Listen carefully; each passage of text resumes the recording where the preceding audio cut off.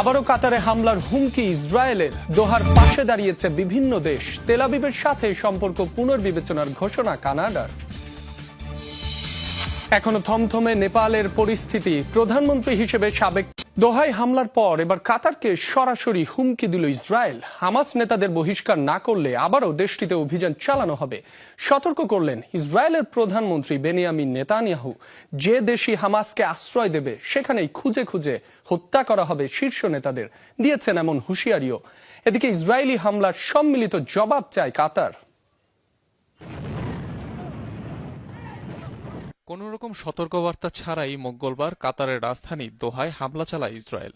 Target করা হয় শীর্ষ হামাস নেতাদের। নিয়মনীতির তোয়াক্কা না করে কাতারে হামলার পরও ক্ষান্ত হয়নি তেল আবিব। দোহার প্রতি উল্টো হুমকি দিয়েছেন ইসরায়েলি প্রধানমন্ত্রী বেনিয়ামিন নেতানিয়াহু। জানিয়েছেন হামাস নেতাদের দেশ থেকে বহিষ্কার না করলে আবারও হামলার শিকার হতে হবে দেশটিকে। ৭ অক্টোবরের গণহত্যার সাথে জড়িত সকল সন্ত্রাসী মূল হোতাদের কাতার নিরাপদে আশ্রয় দেয়, অর্থায়ন করে এবং বিলাসবহুল প্রাসাদে থাকার সুযোগ দেয়। কাতার সহ সন্ত্রাসীদের আশ্রয়দাতা সব দেশকে বলছি, হয় তাদের বহিষ্কার করুন অথবা বিচারের আওতায় আনুন।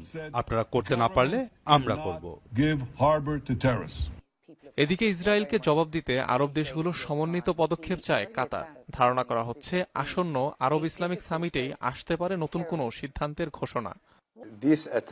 এই অঞ্চল থেকে একটি জবাব আসবে, সেটি এরই মধ্যে আঞ্চলিক সহযোগীদের সাথে পরামর্শ এবং আলোচনাধীন রয়েছে। এমন অর্থপূর্ণ কোনো পদক্ষেপ আশা করছি যা ইসরায়েলকে এই আগ্রাসন থেকে বিরত রাখবে।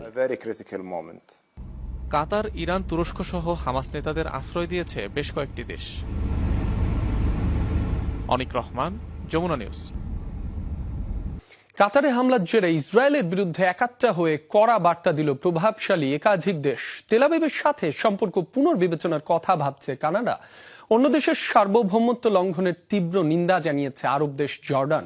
উদ্বেগ প্রকাশ করেছে ইউরোপীয় দেশ ক্রোয়েশিয়া। নেতানিয়াহু প্রশাসনকে দমাতে আন্তর্জাতিক পদক্ষেপের আহ্বান জানিয়েছে সৌদি আরবও।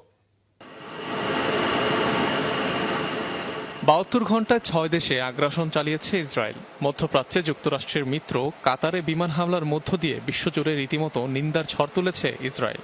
উপসাগরীয় দেশটিতে প্রথমবারের মতো অভিযান পরিচালনা করেছে আইডিএফ, যারা দীর্ঘদিন ধরে হামাসের সাথে তেল আবিবের সমঝোতায় মধ্যস্থতা করে আসছে। কাতারে হামলার ঘটনাকে অগ্রহণযোগ্য মনে করছে কানাডা। তেল আবিবের সাথে সম্পর্ক পুনর্বিবেচনার সিদ্ধান্ত নিয়েছে অটোয়া। ফিলিস্তিনকে স্বীকৃতি দেওয়ার সিদ্ধান্তে অটল থাকার কথাও জানিয়েছে কার্নি প্রশাসন। আমরা ইসরায়েলের সাথে সম্পর্ক পুনর্মূল্যায়ন করছি।